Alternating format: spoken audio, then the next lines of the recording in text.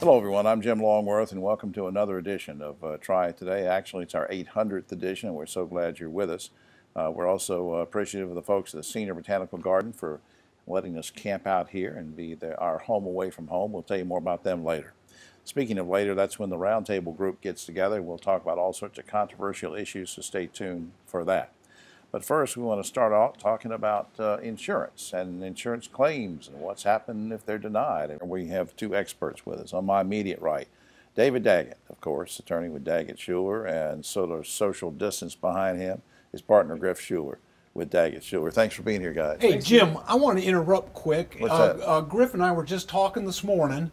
We are so proud of you and so excited for you on celebrating your 800th show. Well, It is thank you. fantastic. I appreciate that. You've been a tremendous contributor to our community, and there's balloons and flowers over here. Well, I appreciate that. Quite a celebration. I appreciate Yeah, we that. appreciate it. It's a real milestone. Just It really Griff, I think, sent an email thinking that 800 was my age.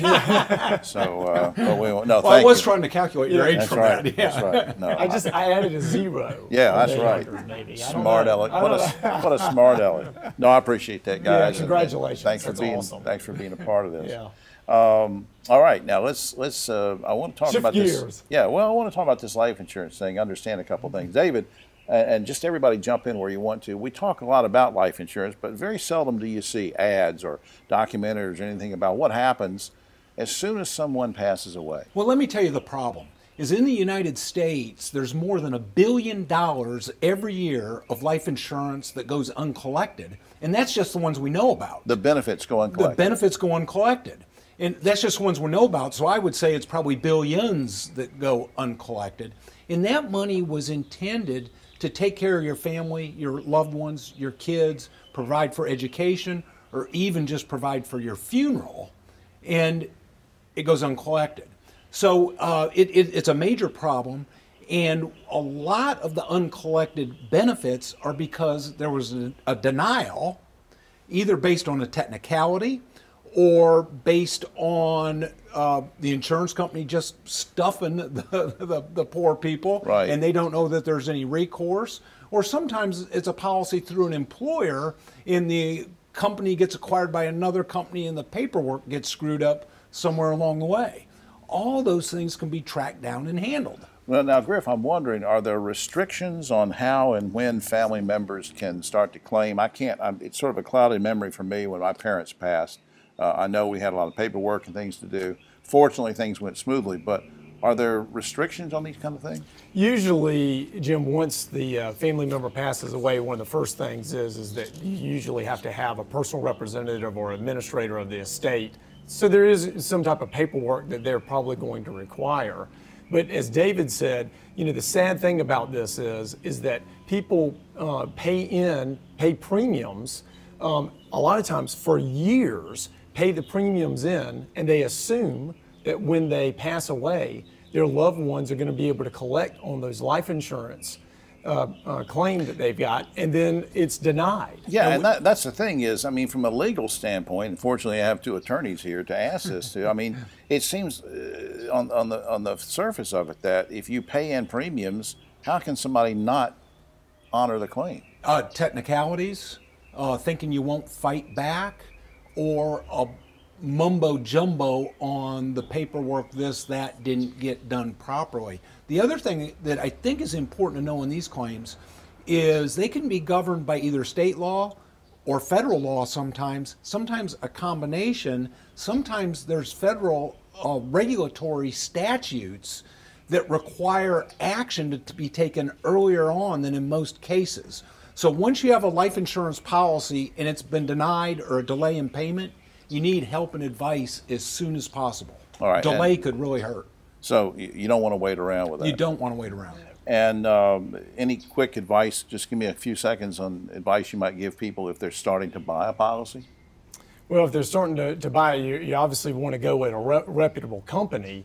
But I think one of the things is to try to make sure, from a practical standpoint, Jim, try to make sure that your family members know that you have the policy, and so that they're aware of it. Because obviously one of the key things that happens with some folks is they don't even know the policy exists. Yeah, exactly. It can really be a family Have mess. have a place for your important papers and let your family member know where your Know important where it papers is. are.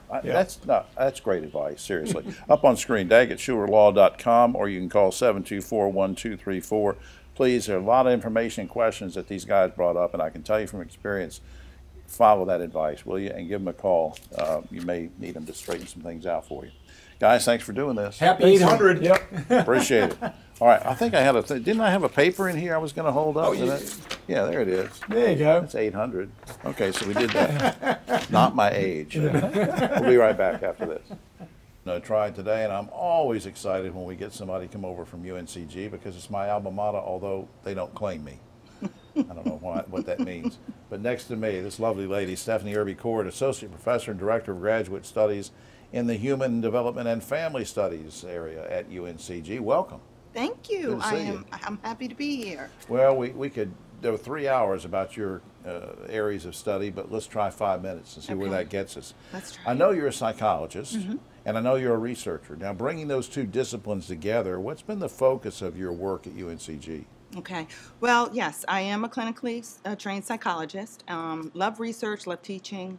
And my work really focuses on thinking about race and ethnicity and culture and the psychological implications of that. How does that affect human development, and how does it affect family functioning? Now, you sent me an email one day and said that on this focus, you used the term racial ethnic socialization. Yes. What is that exactly, and why is it important? Yes.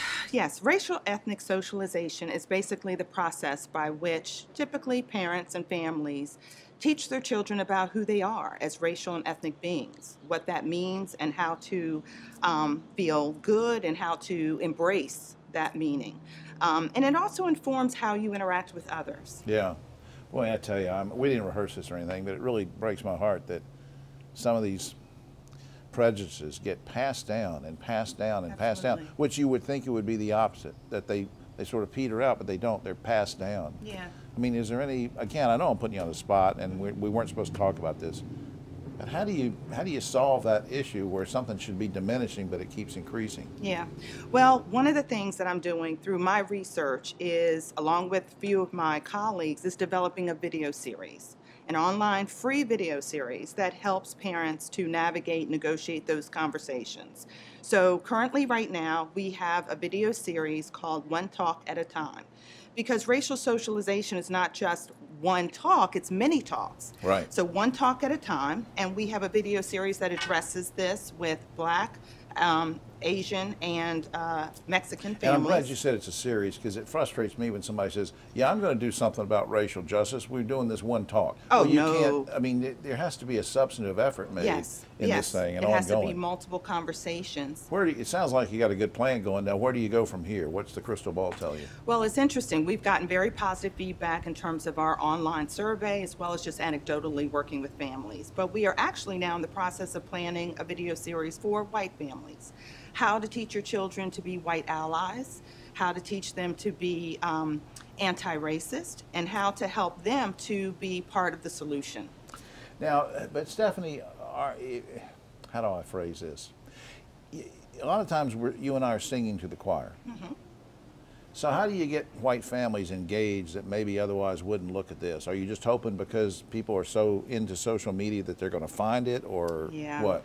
Well, actually, we decided to do this because we were getting so much feedback about the other video series that we were doing, and white families were like, well, what about us? White parents who were really interested in having these discussions, who really Right. embrace diversity, want their children to be exposed to different cultures and really be part of peaceful coexistence. Yeah. And so it's really from a result of what parents have asked us to do. And so Well, good for there you. are parents out there wanting to do this, and I think it's going to be a great effort and make it for a complete discussion. Now, I right? have a website that you sent me, and I want to make sure because my eyesight isn't what it used to be, but I think it's www.caminoslab. Yes. That's Yes. C-A-M-I-N, for the radio listening audience, C-A-M-I-N-O-S-L-A-B, caminoslab.org/one talk. That gets you directly to what Stephanie was talking about. And I also want to give a plug to the general website of the university, uncg.edu. We have about 30 seconds left. Let me put you on the spot again. Why did you want to go into education? Was it a teacher or a parent or an uncle or an aunt or? You know, I don't know. I think I was always interested in working with families and children and interested in teaching and just wanted to use my passion for diversity and wanting to be community engaged. And I wanted to use that to, you know, to empower other students. And we're all glad that you did, because we're just so proud of you, and thanks for everything you do for the community. Well, thank you, Jim. All right. Appreciate it. We'll be right back. On Try Today, and time to talk about theater things with Mr. Theater, our good friend Dave Briggs, who we don't have real good news to report in terms of what the governor's been saying, but I wanted to bring us up to speed on that. Dave Briggs, Director of High Point Theater, thanks for being at the Garden today. Thank you, Jim. And by the way, you know, 800 shows for a Broadway show would be a hit on TV. Congratulations, my Thanks, I friend. appreciate that. You're welcome. I know you were wishing for something different when the governor came out talking about what's going to happen and 7% people in an outdoor stadium or whatever. The theaters, what's going on? Well, he's basically put the death knell on the theaters business. And I hope folks will go to saveourstages.org and sign a petition. There is some potential for some federal money to help offset that. And the National Association, it's a independent venue, saveourstages.org. Okay. I'll try to send you some information so you can put that Okay. up on stage. But no, we're completely still closed down to 25 people. You know, he raised it last week to 25 from 10, so we can have 25 people indoors and 50 people outdoors. But 7% in a stadium that holds 10,000 is only 700 people. Right. Does that include how many people you can have stand on the football field? I don't know. I don't know. It's just way too arbitrary. It's confusing. And it is confusing. You emailed me something about the furniture market. What's going on with that vis-a-vis the COVID closings, and Sure. how's the theater tied in? Well, the theater annually does, for twice annually actually, we host the International Buyers Lounge and Registration, and then we also are the home for the Media Center. And then we also do a lot of special events on stage. You know, they'll bring in these amazing designers to give lectures and so on. And even in a theater of 900, and most of those generate about 100 people, we can't do those this year. So we'll still have, and we also, in the past years, we've been feeding up to 1,500 people a year, breakfast and lunch, Right. in a buffet fashion in our lobby. And the Market Authority does an amazing job with that. And, you know, hats off to Tom Connolly, Tammy Nagum, and Lee Allen, and all the folks that work over there. But this year, it's going to be a scaled-down market. But because market is a retail event, showrooms can have 50% capacity. So it makes it viable for them to do that. All right. Let's run down some things that we hope will still go on. Raleigh Ringers, November 8th. Raleigh Ringers has been postponed to a date, hopefully in May of 2021. Okay. Letters from Home, November 10th. Has been postponed to a date in November 2021. Hands of Liberace, November 15th. Has been postponed to another date in November of 2021. Now, what about the John Berry Christmas, which was slated for November 29th? Well, we're still holding out some hope for John Berry. Tickets are on sale for this show, but in reality, I spoke with John and also his manager. October 19th is our drop dead date. If we don't get some level of capacity, John will do 2 shows, but we've got to be able to put about 250 to 300 people in each show in order to make it viable. Okay. Sure. All right. And we're also struggling with our Christmas shows. We've got Dance Center of Greensboro that does a Nutcracker every year. The High Point Ballet, we're still planning to do their Nutcracker. High Point Community Theater does a Christmas Carol every year. It's going to pare down. They will do something, whether it's at the High Point Theater or at Centennial Station, but it will be different. Well, I hope that next month when we meet up here, that you and I'll have a little bit better news to report. I hope so as well. Up on screen, highpointtheater.com, 887-3001 is the box office number. Please call if you have questions about that and want to maybe still try to get some tickets. We're hoping that the John Berry Christmas will go forward. And, of course, it's always season tickets for next year, too. And so find out all you can through the website and the box office. Thanks for coming out to the Garden, Dave. You're welcome. We'll be right back after this. Now on Try Today, and our guest for this segment didn't have to come too far because she runs this place. We're, of course, still at the Senior Botanical Garden in Kernersville next to me. the lovely Adrienne Rothling, who is Director of Curation and Mission Delivery here at the Garden. Welcome back, or Thank I guess you you. should say welcome to us or welcome to you. Yeah, or, it's been so long. yeah, thanks for having us here. You're so welcome. Sort of our Beautiful day. home away from home here. You have a, I don't know, I guess we got a wide shot or something. We see a green thing here, Yeah, but yeah. we'll show you a close-up of what's in there in a minute. First, I want to ask you about, because of the pandemic and everything going on, you figured out a way. All these people have had weddings canceled and receptions canceled, Yeah. and you figured out a way to Yeah. put a package together to help them. How? Yeah, but it's affected us too because we've had weddings that have either had to postpone or be canceled, and so we're trying to be in keeping with the governor's orders, and so now the magic number is 25. And so what we decided to do, that was a great number for a small intimate event called Right. an elopement. Okay. And we've had elopements out here with 5 or 6 people. Right. But we've upped that number to 25 based on what the Governor Cooper has said, and we want people to come and enjoy experience for a couple hours, have their elopement, maybe have a little bit of refreshments and maybe a champagne toast, Right and out come here out in the garden, and right you here can in the patio. Yeah, you can see we have the patio here. Now, if it's great weather, they can walk around. If it's yeah. rain a little bit or whatever, you can come Yeah. right under here in the cover. I think that's great, and there's a fee for that. And if they go on the website, which we'll give later, they can find out about yes, that. and we can adjust it too. We're very adaptable. So if they want to go with more people or less people, call us and we can talk to you about that. Okay, now let's talk about monarch butterflies. And I thought the reading I was doing was they were almost, I mean, they were sort of endangered. What are you doing to reverse that?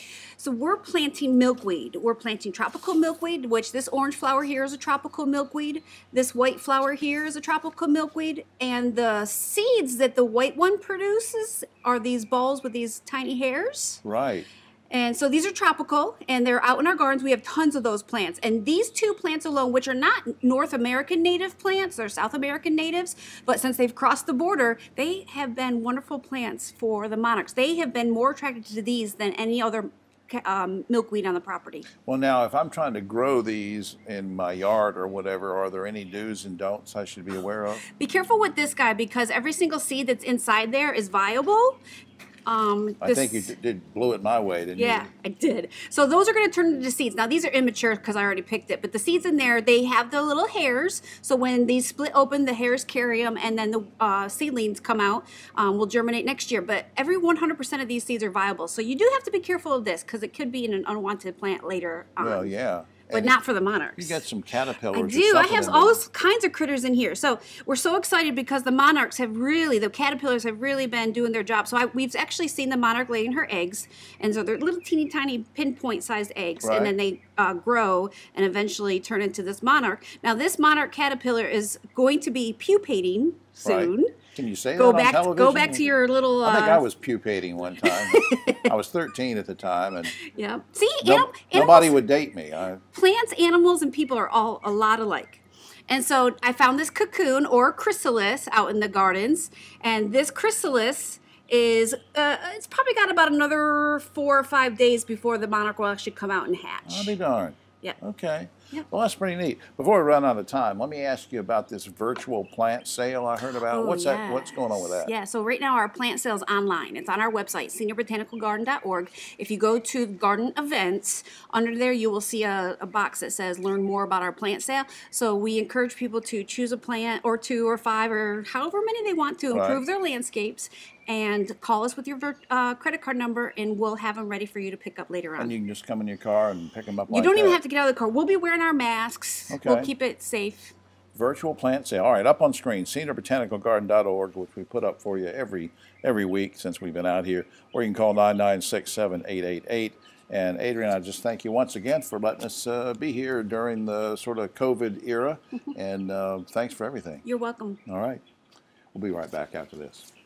Now on Try It Today, just about time for the roundtable. Hope you will pick up your copy of Yes Weekly. It's available just about everywhere. If you can't find it, go online and you'll enjoy it. And speaking of enjoying, we're enjoying our stay at the Senior Botanical Garden. Here on screen is their website, seniorbotanicalgarden.org. You can come out and do your weddings and receptions and just enjoy the garden.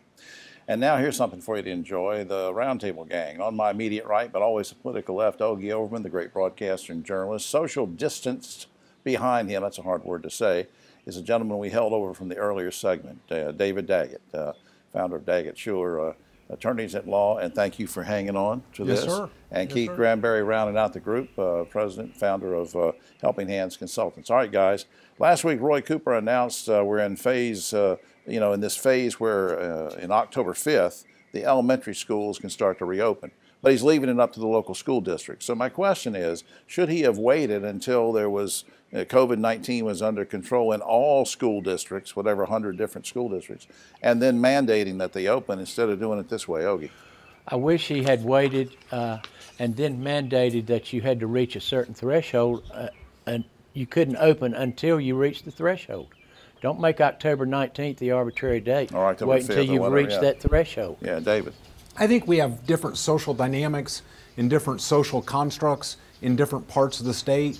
So I think it's right to leave it up to separate parts of the state, but there should be some statistical guidelines and parameters based on the population makeup in those different areas. Mr. Granberry. I think the statistical data is that right now the schools should be closed until this thing is under control.